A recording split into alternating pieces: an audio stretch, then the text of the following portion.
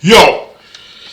Originally, 1 in 4 warned of a hill steepness in the 1970s UK before being replaced by road signs saying 25%. This formerly most common of hazardous inclines meant that every 4 units of a road's horizontal distance had 1 unit of vertical rise. Then in the late 1980s, British media began a misguided campaign to accentuate mental problems by declaring that 1 in 4 people suffered mental illness at one time, imitating the roadside warning. Later, others copied this idea, publicly declaring that 1 in 4 women suffered ongoing domestic violence and 1 in 4 women were sexual assault victims. Then in 2025, I saw an ad saying that 1 in 4 Jewish Americans were victims of hate last year. I acknowledge that such abuses have sometimes occurred, and I denounce such abuse of women and Jewish people. However, these supposed statistics make men look terrible and Gentile people terrible. That is, everyone not Jewish. Also, this would reflect on Christian believers, as many Gentiles claim that persuasion. Ethnically Jewish converts to Christianity would no longer be considered part of the Jewish community. If such claim statistics are true, we should declare them regardless, but if false, would amount to slander and libel. I asked a woman counselor that if domestic violence against women is so common, why are bruises and cuts on women rarely ever seen? She responded that husbands only beat wives where the wounds are unseen to the public. So instead of husbands losing control of their temper, they strategically hurt their wives? Seriously? And in defense of both 1 in 4 domestic violence and sexual assault statistics against women, it's claimed that such things are extremely underreported. So why the hell do women not report it so such behavior is squashed? Perhaps to avoid arrest for making false police reports?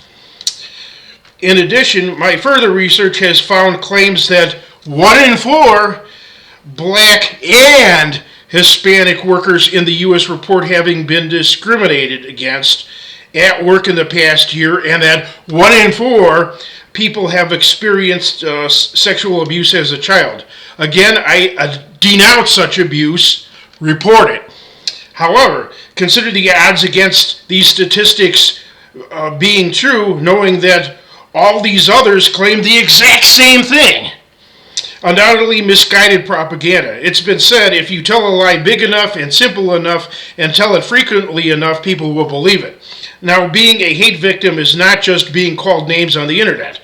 I've been called an a-hole, fatso, idiot, loser, that my beard looks like a toilet brush, I should kill myself, etc. many times.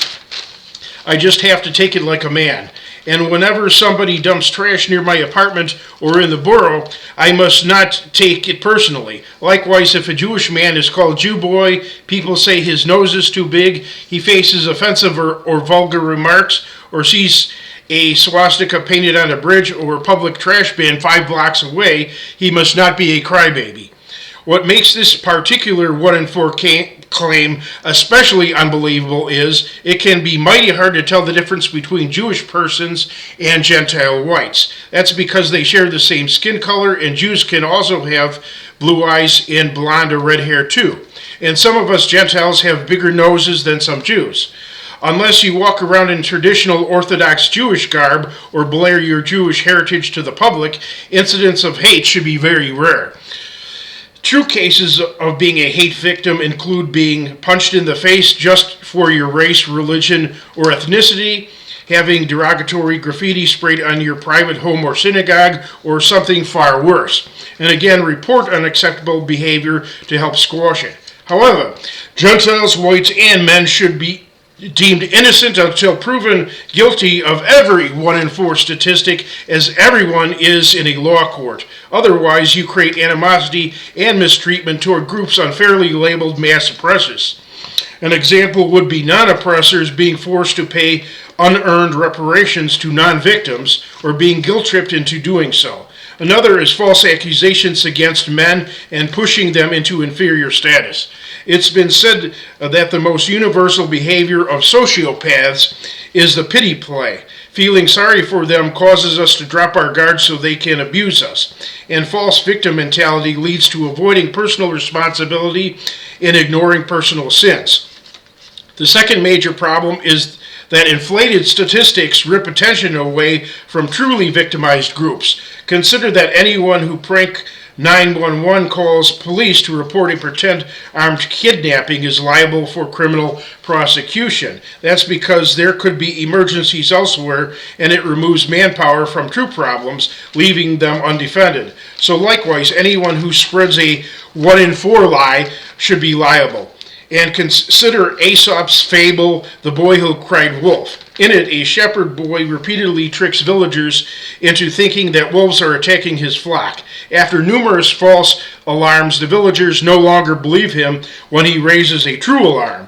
So wolves devour the sheep. But if any category of people claiming this 1 in 4 buzzword are still alarmed that every Gentile white male is a potential threat or hindrance, I welcome all to move far away from us so we can't bother you any further. I would do absolutely nothing to stop you. However, 3 categories are proven to be marginalized and disenfranchised. In the United States, it's the mentally handicapped, some of which are white men. In India, it's the untouchable or Dalit class. Animals worldwide are the third category, since punishments for abusing them are inadequate everywhere and sometimes non-existent. See my videos on mentally handicapped people, animals, and poor Indian sewage workers. Take care.